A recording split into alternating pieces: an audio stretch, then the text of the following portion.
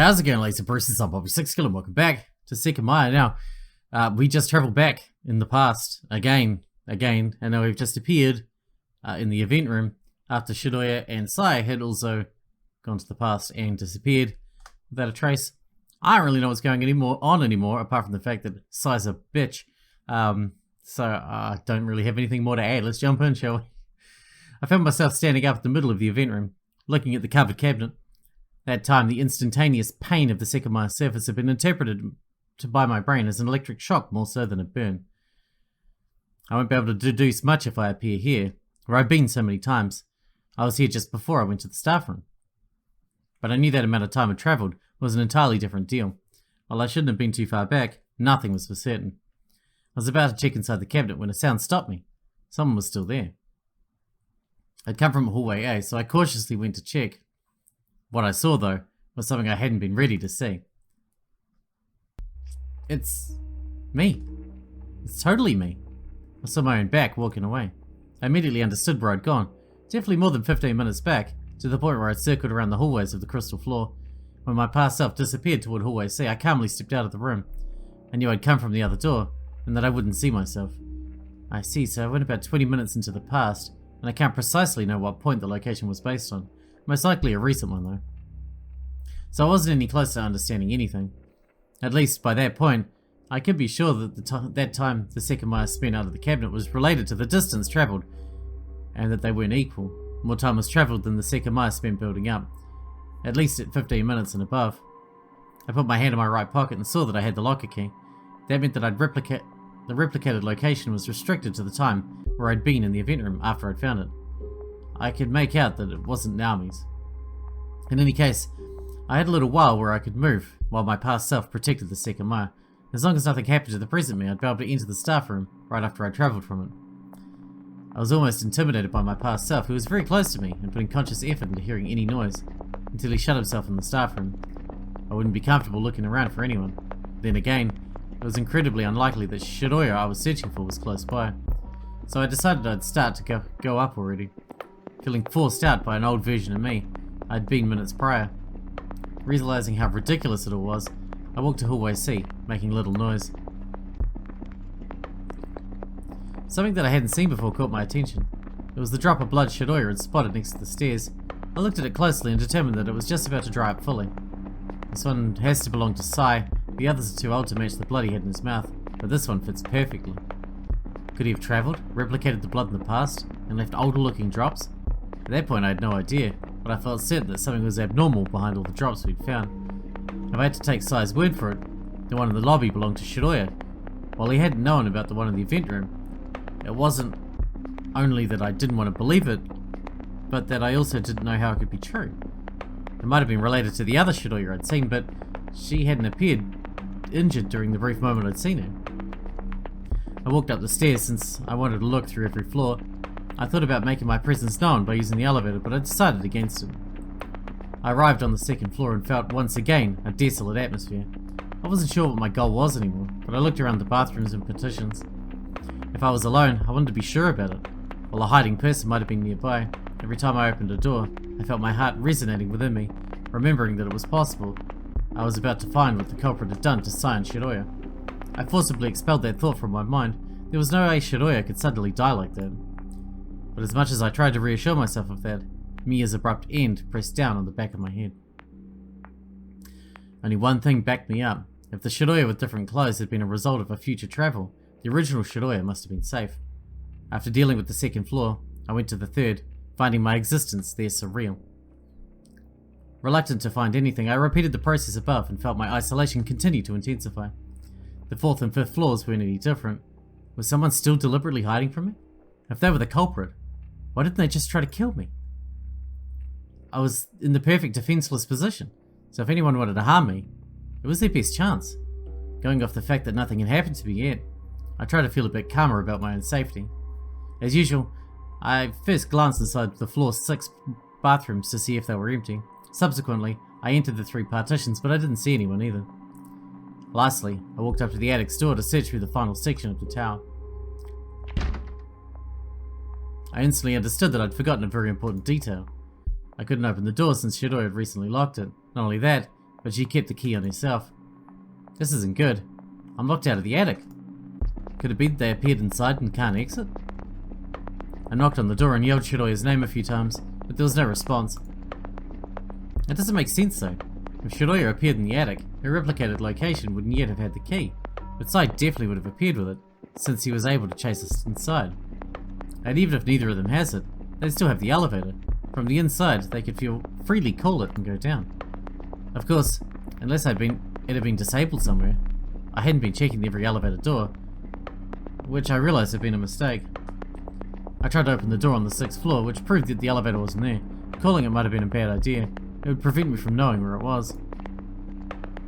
I walked down to the 5th floor once again and attempted to open the elevator, to no avail. I circled the corridors and ended up on the 4th floor, but the elevator wasn't here either.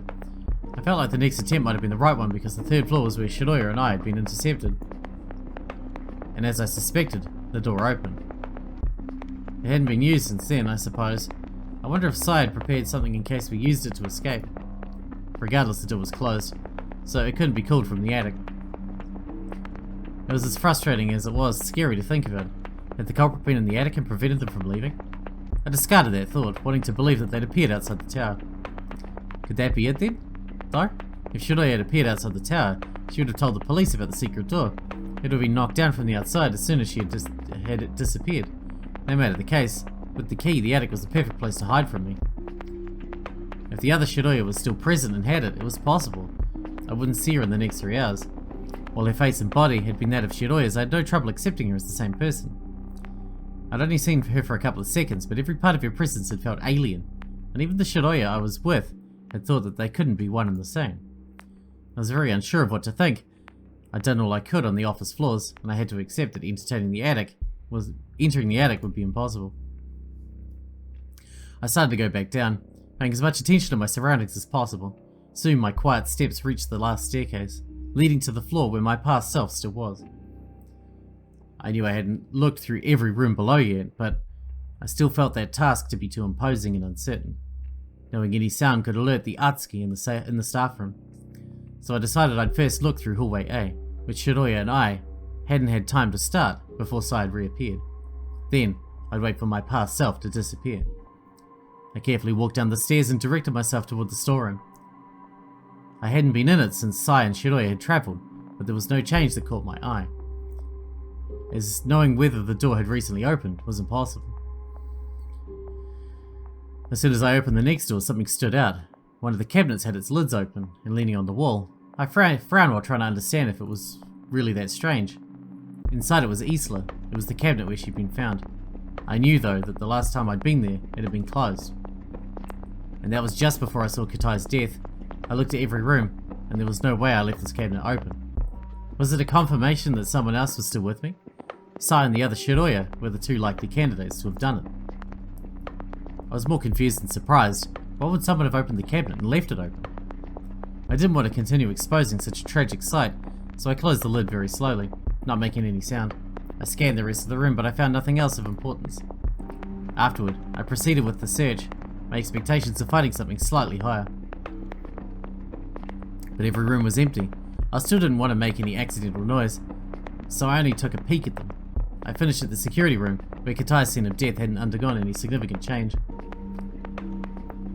I moved the chair and looked at the computer, which displayed 6:24. I felt that going back to the staff room at 6:30 was appropriate, but I didn't want to risk being too early. Katai had given his old workspace an abrupt shift of atmosphere with his dimly illuminated blood. It wasn't a comfortable space, but I decided to stay in it for the remainder of the time since it allowed me to keep looking at the computer's clock. His face was under his desk, so I didn't have to look at it, and the unsettling smell of blood quickly stopped feeling imposing. Standing straight and with a blank mind, I stiffly waited for the time to pass, until I remembered the chase from earlier. I kneeled beside Katai and put my hand in the pocket where he kept most of his keys. It's not here. The key to the bathrooms. All the others are, though. His killer must have picked it up, or maybe it was Sai, if they're not the same person. Regardless, it definitely would have been a bad idea to hide inside one. Upon further inspection, I realized that the rusty key which he'd kept in another pocket was gone too. They also took that old-looking key. Could the person who dropped it in hallway A have been responsible for this? Maybe that's not it.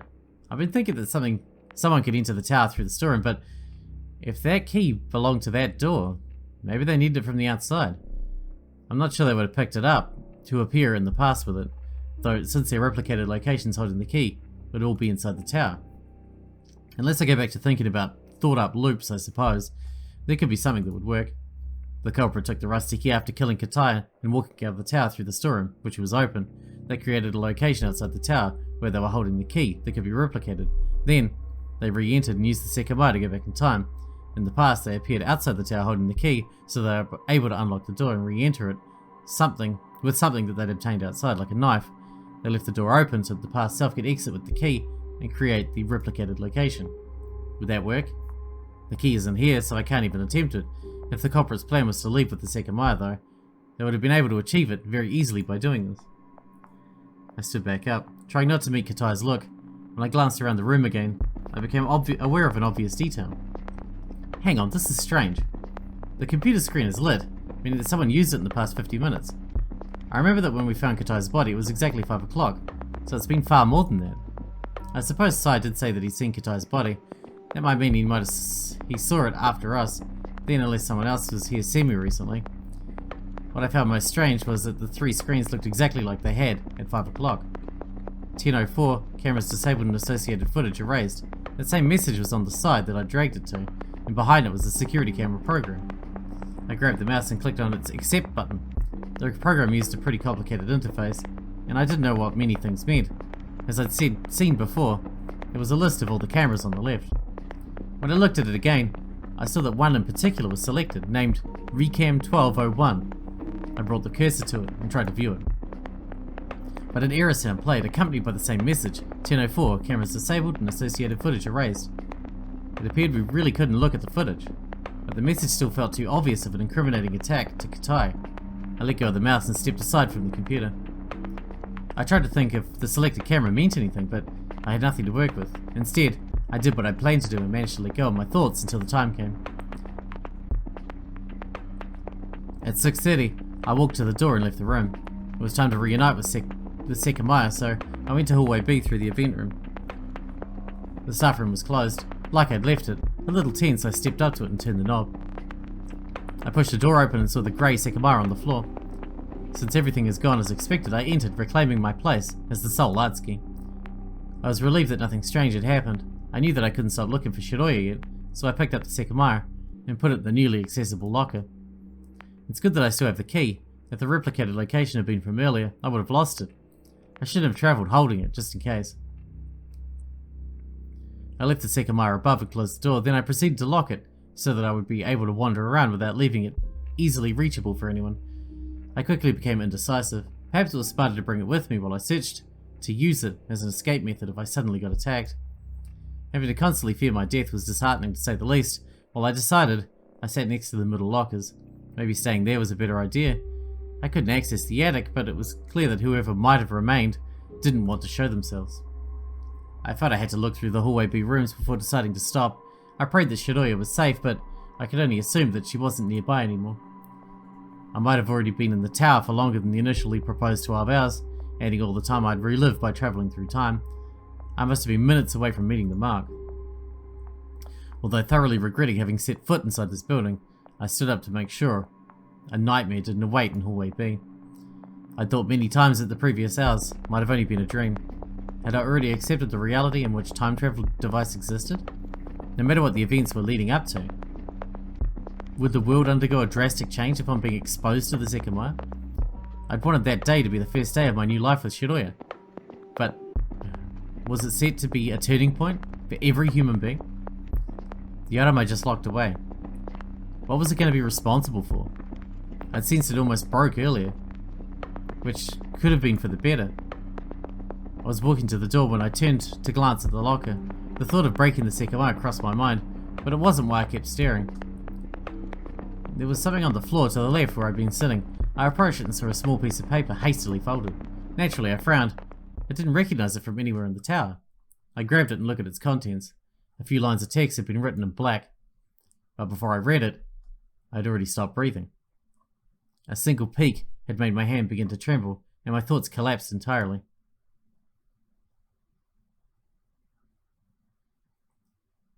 What? Are we dead?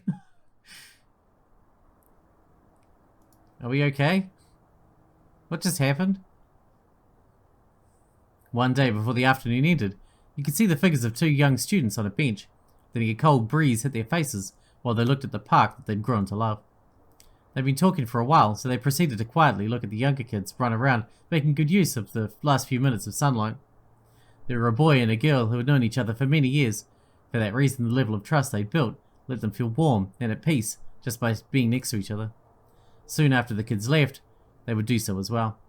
After walking down a few streets, one of the two would make a different turn to complete the day on their own. That was the routine they were happy with, and felt lucky to share. The boy let his mind relax, looking at the sky as it began to darken. It would soon be winter, and the temperature would attempt to hinder those moments. That was why he did as much as he could to enjoy the scenery he'd been granted with, hoping the girl at his side was doing the same. Eventually the silence was their cue to leave. Their gazes met again, confirming that it was time. They eventually stood up from the bench and realized that they were much colder than they'd thought. They were about to stretch their limbs when an overwhelming light took over their sight. They lost control of their bodies and felt as if they were about to faint. When they next opened their eyes, they were unable to recognize their surroundings. What is happening now?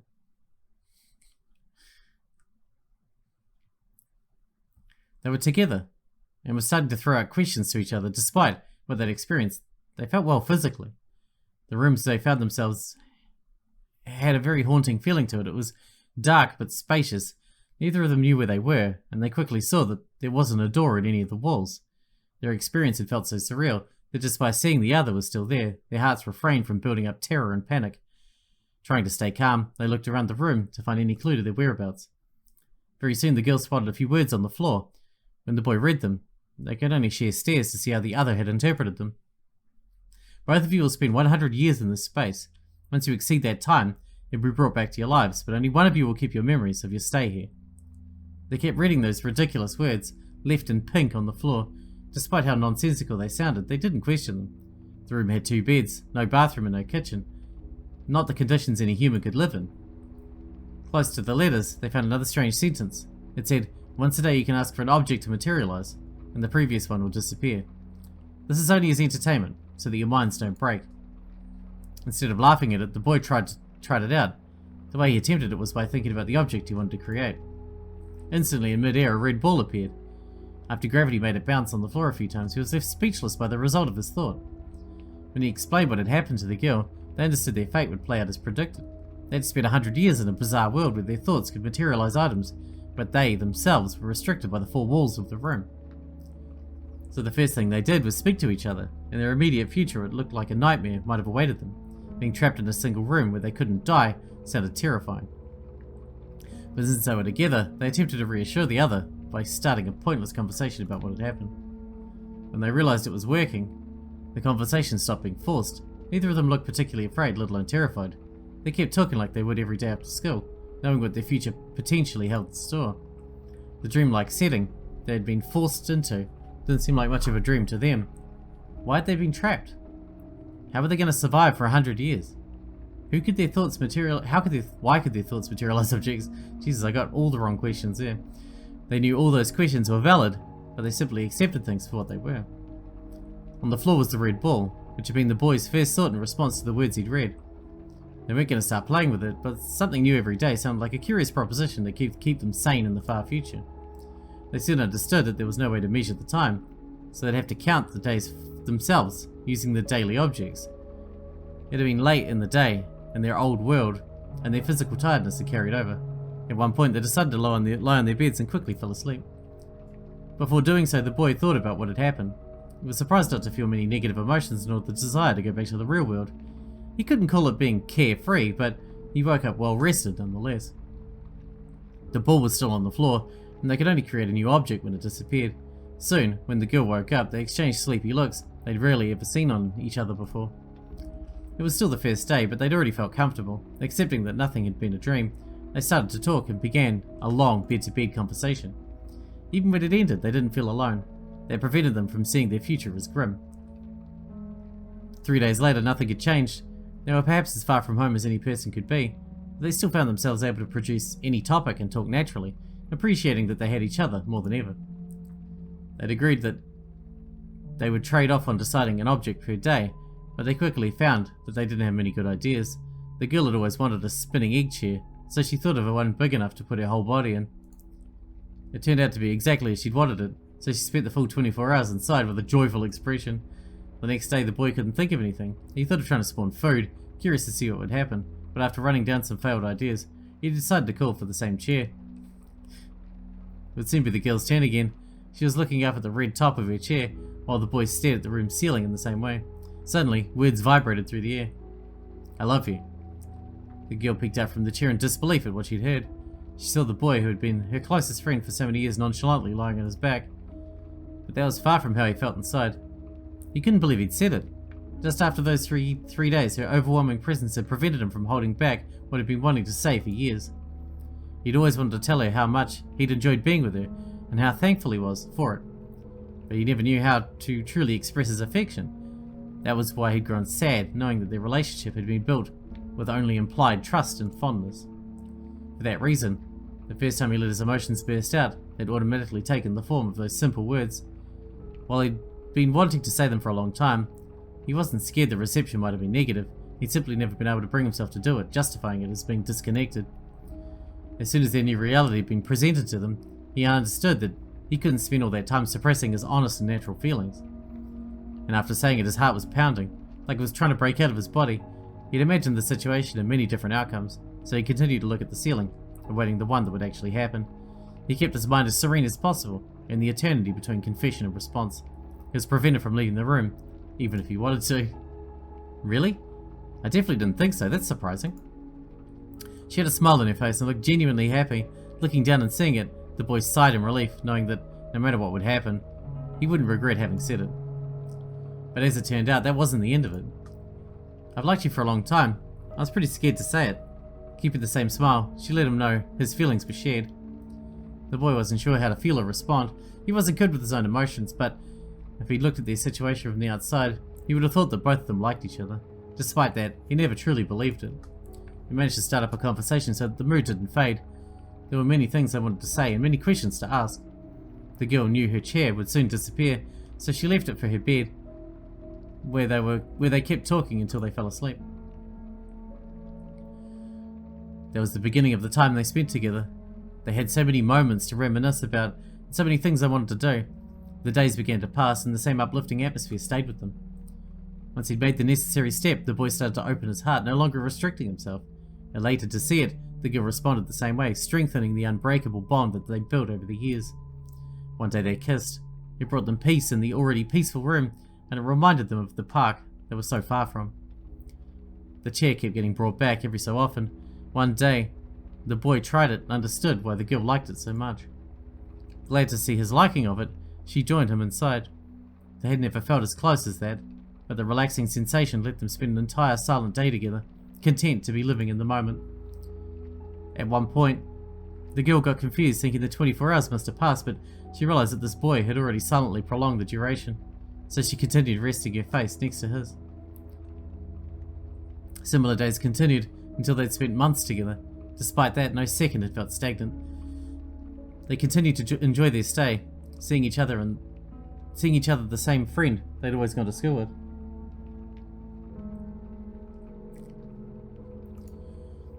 Their relationship had surely surpassed the norm, but they only truly had each other. But that had always been the case. Even after being secluded in that strange room for all that time, they could still talk casually about things in the normal world, making each other laugh and showing interest in what the other had to say. Since he'd broken out of his old mold, the boy had grown used to only voicing his true thoughts, like he'd always wanted to. Some days he would try to materialize new objects. When it was his turn, he'd create a huge trampoline. He'd always found them fun, and he thought of generating one for a while. They let themselves loose and used it for hours as if their bodies couldn't wear out. At one point, they stopped creating new objects, knowing that they could just be in the egg chair. They were happy to live like that, but they knew there was a detail that they barely talked about. Permanently marked on the floor, next to where they were resting, were the same words. "Both of you will spend 100 years in this space. Once you exceed that time, you'll be brought back to your lives, but only one of you will keep your memories of your stay here." They long since stopped keeping track of the days, aware that the final one would eventually come. They felt their sense of time had been altered since near the start, so they couldn't be sure they hadn't already spent years in that room. Aren't you scared to lose your memories when we come back? The girl responded quickly. Yes, but it'll be okay. We know how long we've liked each other for in the real world, so whoever remembers can just tell the other about it.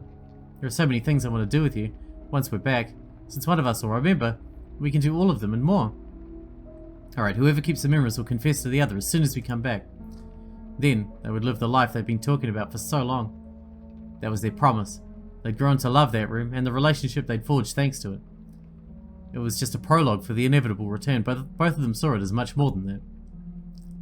And once again, time went on. They didn't get tired of talking, of thinking, of caressing, and of living. They spent every second as if no time was passing. But eventually, almost 100 years had. They hadn't aged, and their physical condition hadn't deteriorated. Like they'd already done numerous times, they decided to bring a pool filled with water to the room, knowing how refreshing it was. Underwater, the round interior of the pool was the last thing they saw in that isolated reality. They had agreed never to say goodbye, and they couldn't have even if they wanted to. In the blink of an eye, the room didn't exist.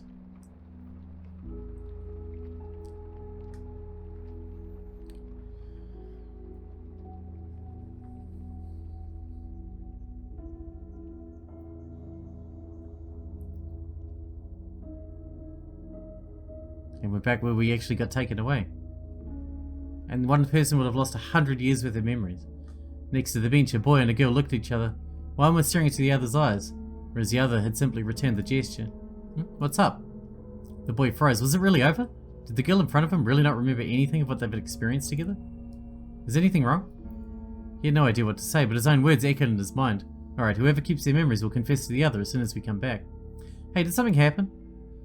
Nothing, don't worry. With a slight frown, the girl shrugged and picked up her purse. Where should go then? He couldn't bring himself to say anything and simply stood still, petrified. He'd feared many times that he'd be the one to keep his promise, but the girl's words had kept giving him peace, letting him believe that it would turn out fine either way. Are you coming? Still trying to find a place to fix his gaze on, the boy began to step forward. Something was preventing him from looking at her face. Whoever keeps the memories will confess to the other as soon as we come back. What? No, he couldn't do that. He had spent 100 years loving someone, but that wasn't the girl in front of him. He'd come back and the girl he'd loved had died. She only remained in his memories, but she would become that person, right? He had spent 100 years finally letting himself be who he was, without judgment, without anything, even thinking about it. However, in an instant, that had been reversed. He never opened himself emotionally. To the eyes of the girl in front of him, he was the same reserved person he'd always been. She approached him with a worried face. Are you okay? But he wouldn't be the same. If you remembered 100 years worth of lived life, right, he says she's not the same person that she was, but he's not the same person that he was when they got taken away either. She'll notice that he's a completely different person now. 100 years is going to do a lot to someone's personality, right? That's a long fucking time. He wasn't confused about what had happened. He understood it perfectly well. And the only thing he felt was emptiness. After nodding, he continued walking. He hadn't seen those streets for so long, but he still remembered every detail about them. They began to walk through the quietness of the night, hearing their footsteps on the asphalt. Next to the boy was his first friend, who he'd loved more than he'd ever thought he could. He knew his feelings were mutual, but how did that help? He'd always imagined that. The inevitable sadness started to build up within him. He remembered of how much of himself the girl had grown to know during those years, all the conversations they'd had, and every time they'd materialized something. He'd been told that their time together would end since their first day, but he couldn't believe all of that had simply happened and been lost. And there was nothing he could do. He couldn't confess his love again, and for the first time, he doubted it. The two same barriers had come back, himself and uncertainty. Not a second of those 100 years had mattered. Now, of course, that's wrong. He had to have to cherish and remember the times they'd spent in that intimate room, because in the real world, they would never happen. The turn they always saw each other off came. Are you sure you're okay? Don't worry, I am. Looking a little sad, the girl smiled and waved. Then, as they always did, both of them took different paths, and yet again, only one of them found it significant.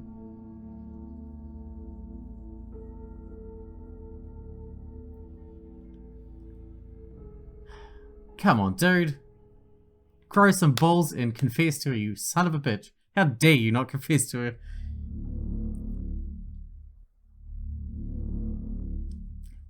Well, that seems like the perfect place to stop. Because we're definitely out of time for today, and that was interesting. I like that. I mean, I didn't like that. I hated how that ended. That was bullshit. Everybody in this story has the lack of balls problem, and I don't like that. Suck it up, dude. Let's do this. Anyway. I don't know. Hope you guys enjoyed it. Thanks for watching. Thanks for getting out for me, and I'll see you in the next one.